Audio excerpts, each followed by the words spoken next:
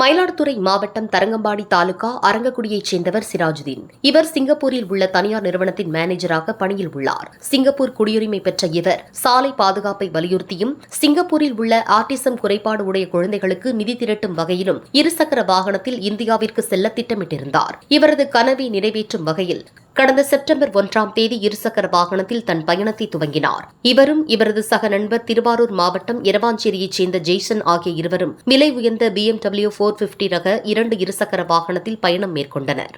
Malaysia, Thailand, Laos, சீனா, Tibet, நேபாளம் வழியாக India வந்தடைந்தனர்.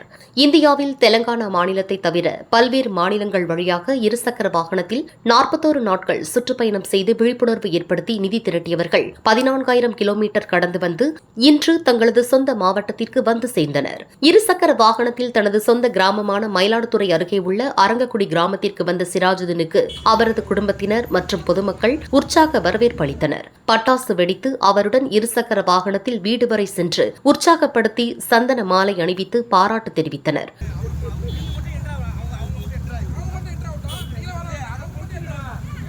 அதன்பின் செய்தியாளர்களிடம் பேசிய சிராஜுதீன், சிங்கப்பூரை சேர்ந்தவன். எங்களுக்கு ரொம்ப நாள் ஒரு கனவு, சிங்கப்பூர்லேருந்து இந்தியாவுக்கு ரோட்லேயே வண்டி ஓட்டிகிட்டு வரணும், நம்ம தாய்நாட்டுக்கு வரணும் அப்படிங்கிறது ஒரு பெரிய ஒரு கனவு. அது இப்போ இந்த 42 நாளில் முடிச்சிட்டோம். அது முடித்ததுக்கு ஒரு முக்கியமான ஒரு காரணம் என்னென்னாக்கா, சிங்கப்பூரில் ஒரு இயக்கத்துக்கு அந்த ஆட்டிசம் உள்ள குழந்தைங்களுக்கு உள்ள ஒரு இயக்கத்துக்கு நிதி திரட்டணும் அப்படிங்கிற ஒரு ஆசை எங்களுக்கு. அதையும் நிறைவேற்றிட்டோம். ஒரு 14,000 கிலோமீட்டர், ஒரு கிலோமீட்டருக்கு $1 அப்படிங்கிற மாதிரியான ஒரு கணக்கில் நாங்கள் பண்ணியிருக்கோம். அது இன்னும் ஒரு 20 நாள் இருக்குது அந்த இது முடியறதுக்கு. அதுக்குள்ளே நிதி திரட்டிடலாம் அப்படிங்கிற ஒரு நம்பிக்கை எங்களுக்கு இருக்குது. ஆனால் முக்கியமான காரணம் மக்கள் எல்லார ஒரு ஆதரவு, அதெல்லாம் வச்சு தான் நாங்கள் இந்த ஒரு முயற்சியை நாங்கள் கடைப்பிடிச்சிருக்கோம், அதை சாதிச்சிருக்கோம் அப்படின்னு சொல்லலாம். ஸோ இதுக்கு எல்லாருக்கும் என்னோடய மனமார்ந்த ஒரு நன்றி கடமைப்பட்டிருக்கேன்.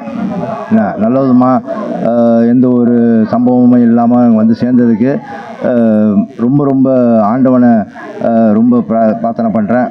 அது நீங்கள் எல்லாரும் பண்ணின ஒரு துவா, அதே நேரத்தில் நீங்கள் எல்லாரும் மக்கள் எல்லாரும் செஞ்ச ஒரு வாழ்த்துக்கள் தான்.